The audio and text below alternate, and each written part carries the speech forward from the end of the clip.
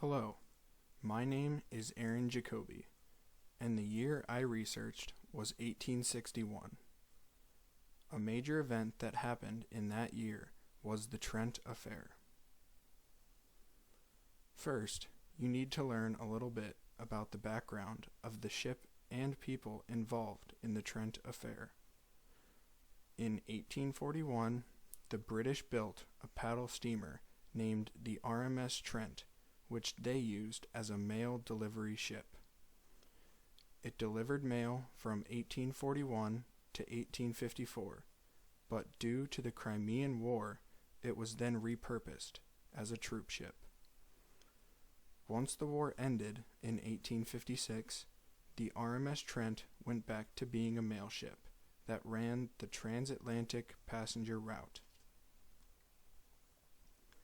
The main contributor to the incident that was the Trent Affair was a man named Charles Wilkes. But to gain an understanding of him, let's talk about his background.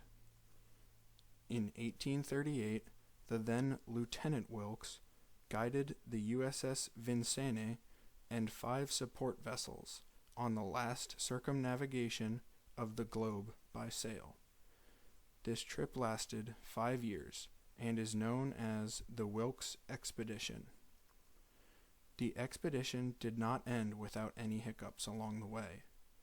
While in Fiji, Wilkes's nephew and another sailor were killed while bartering for food. Wilkes reacted quickly and killed nearly 80 Fijians in retaliation. Another incident occurred in Hawaii, while Wilkes, his own men, and hundreds of hired natives were on a mission to measure gravity on the summit of a 13,680-foot volcano. Rather than using an established path, Wilkes decided to go his own way, and it took longer than expected. His crew suffered from altitude sickness, snow blindness, and foot injuries because of his prideful mistake. At the end of the 87,000 nautical mile journey, Wilkes returned without 2 ships and 28 men. He was then court-martialed for the loss of a ship and for the mistreatment of his officers and crew. He was acquitted of all charges except for illegally punishing his crew, and for that he was reprimanded. After many years and 2 promotions, Wilkes was named captain of the San Jacinto. For the events of the Wilkes Expedition, Trent Affair, and many later controversies, Wilkes was nicknamed Notorious Wilkes. To set the stage for the Trent Affair, you must also know that the American Civil War started in 1861. Great Britain and France did their best to keep a diplomatic relationship with the United States, even though they didn't want to get involved in the Civil War. They sided with the Union and viewed the Confederate States as a belligerent power rather than a sovereign government. The President of the Confederate States, Jefferson Davis, sought to change the minds of the British and French.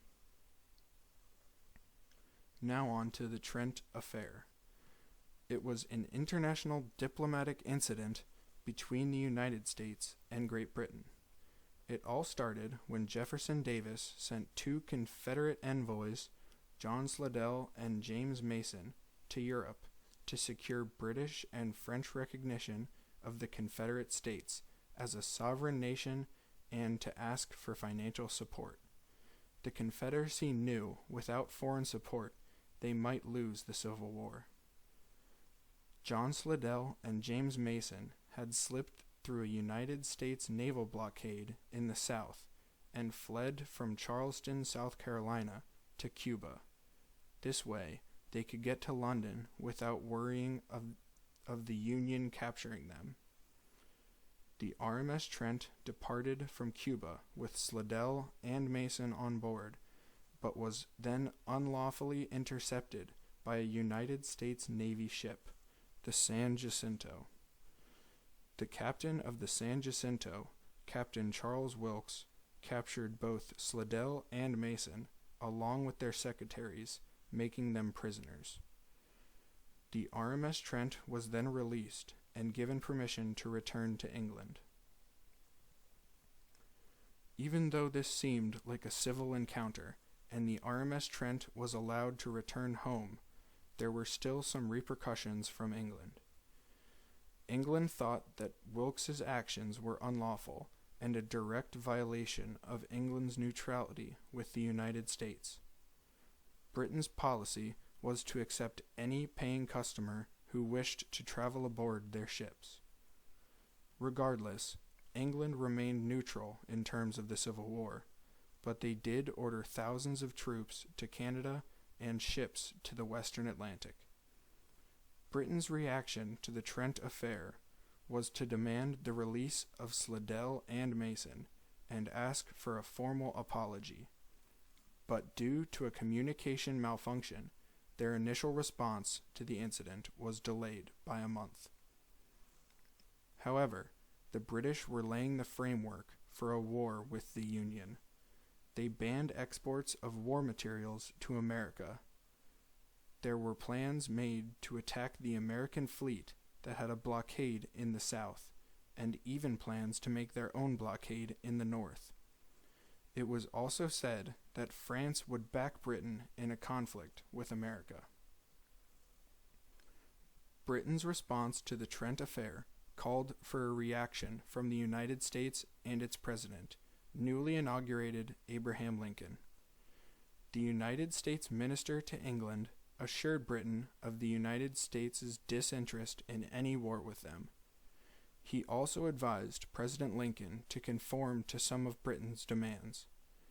The Lincoln administration knew it was unwise to risk an armed conflict with Britain while waging a war on the Confederacy.